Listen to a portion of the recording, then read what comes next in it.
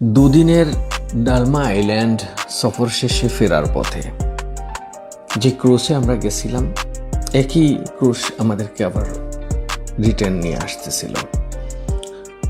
তো এক কথায় যদি আমি বলি, যারা ভ্রমণ পিপাসু মানুষ আছে, স্পেশালি ইউনাইটেড আরব আমিরাতে যারা থাকে, যাদের ন্যাচারাল প্লেস পছন্দ, কোলাহলের বাইরে, যেখানে গণবসতি নেই, মানুষ কম, একদম শুনশান নীরব, তাদের জন্য বেস্ট লোকেশন হতে পারে ডালমা আইল্যান্ড। একেবারে সাধ্যের মধ্যে দারুণ একটা জায়গা, তবে স্পেশালি অ্যাটলিস্ট হাতে 2-1 দিন সময় নিয়ে যাওয়া উচিত। ওখানে থাকা খাওয়ার ব্যবস্থা আছে, একেবারে অত্যাধুনিক ব্যবস্থা না হোক, অ্যাটলিস্ট অ্যাফোর্ডেবল প্রাইসের মধ্যে একটা মানুষের মোটামুটি প্রয়োজনীয় সব কিছুই ওখানে আছে। খাওয়াও পাওয়া যায়, থাকার ব্যবস্থাও করা যায়।